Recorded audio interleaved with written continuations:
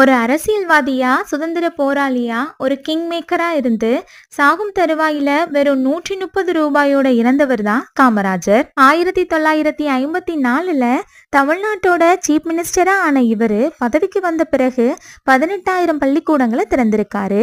ஆங்கிலேயருடைய ஆட்சி காலத்துல தமிழ்நாட்டில் எஜுகேஷன் பார்த்தீங்கன்னா 7% தான் இருந்திருக்கு. இவர் ஆட்சிக்கு வந்த பிறகு 37% மாத்தினாரு.